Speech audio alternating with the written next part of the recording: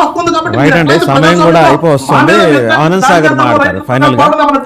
అదే విధంగా రైట్ వెంకటేశ్వర దెబ్బతిన్నాయి కాబట్టి ఒక రాజధాని ప్రాంతం వల్ల ఆంధ్ర రాష్ట్రం మొత్తం వెంకటేశ్వర గారు, ఆనంద్ సాగర్ గారు మాట్లాడతారు. సరే, టైం కూడా పూర్తి కాస్తుంది. ఆనంద్ సాగర్ గారు, మీరు చూసే ఉంటారు.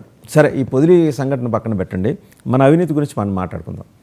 ఇంకెవరు మాట్లాడరు కాబట్టి 5 పారామీటర్స్: లిక్కర్, మైనింగ్, ఇసుక, రియల్ ఎస్టేట్, భూ కబ్జాలు, సెటిల్మెంట్స్, వీటిల్లో అండ్ ఇంకోటి రిటర్న్ ఆన్ ఇన్వెస్ట్మెంట్, పెట్టుబడి మీద మనకి మళ్ళీ తిరిగి వసూలు. ఈ కాన్సెప్ట్ బాగా పెరిగిపోయింది.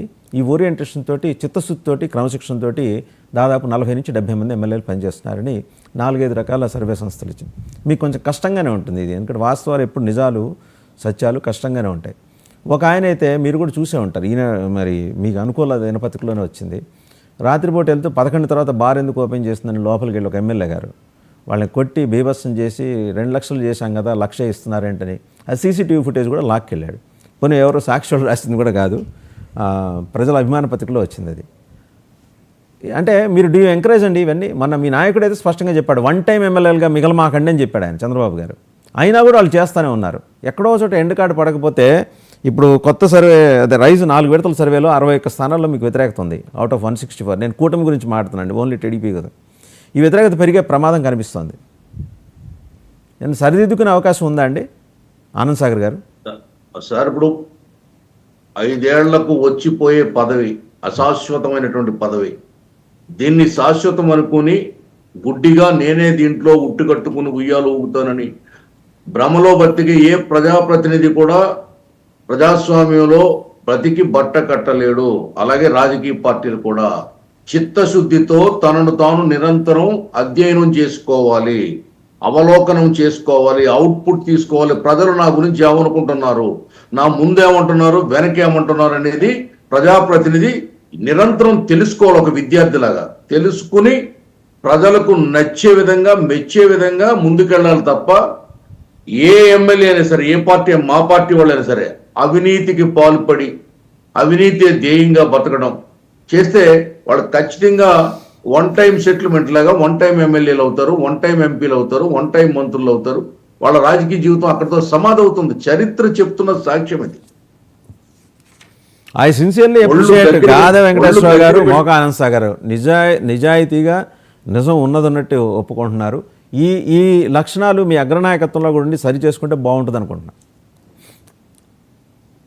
సార్, మా అగ్రనాయకత్వం అద్భుతమైన నాయకత్వం కాబట్టి పార్టీ 42 ఏళ్ళుగా ప్రస్థానం సాగుతుంది దిగ్విజయంగా. 4 సార్లు ఓడిపోయాం. కూటమి పార్టీల గురించి మాట్లాడుతున్నానండి. వాళ్ళు ఈ స్థాయిలో ఎమ్మెల్యేని పిలిచి ఆగ్రహించి కన్నెర చేస్తే పనులు కావు, వాళ్ళు మానట్లా. నేను చెప్పను కానీ కోస్తా జిల్లాలో ఒక ఎంపీ గారిని పిలిచి మనకు ఫుల్ కంప్లీట్గా బఫే ఇచ్చి పంపించారు చంద్రబాబు గారు. ఇంకే ఆయన అందరికీ వాళ్ళ ఎమ్మెల్యేలు 7 ఎమ్మెల్యేలకు ఫోన్లు చేసి, నేను మీ ఇసుకలోను, మీ లిక్కర్లోను, మీ మైనింగ్లోను, మీ ల్యాండ్ సెటిల్మెంట్స్లో నేను జోక్యం చేసుకోను అని మౌఖికంగా హామీ ఇస్తున్నానని చెప్పేసట ఆయన. ఎవరు హామీ ఇస్తున్నారండి? ఆయనే ఇప్పటిదాకా ఇన్వాల్వ్ అయిన ఒక ఎంపీ గారు, ఇక నేను ఇన్వాల్వ్ గాను, దండం పెట్టేసి సభకు నమస్కారం అన్నట్ట. ఆ స్థాయిలో అందరికీ పడకపోతే కానీ సెటరేట్ అయ్యే పరిస్థితి కనిపించట్లా అక్కడ. అందరూ కాదండి, అందరూ కాదు, 70 నుంచి 80. ఈ అంశం గురించి మనం కొంచెం వెనక్కి వెళ్ళాలి సార్, 1 నిమిషం. ఎట్లాగంటే మనకి 16-17 మంది ముఖ్యమంత్రులు మారారు. నాటి టంగుటూరు ప్రకాశం గారు, నీలం సంజీవ్ రెడ్డి గారు, దామోదరయ్య గారి దగ్గర నుండి నేటి చంద్రబాబు నాయుడు గారి వరకు, రాజశేఖర రెడ్డి గారి వరకు కూడా ఈ అవినీతి, మైన్స్, మట్టి, ఇసుక, ల్యాండ్, శాండ్, వైను ఇటువంటి వనరుల మీద ఎవరు, ఏ సీఎంలు, ఏ ప్రభుత్వాలు దృష్టి పెట్టలేదు.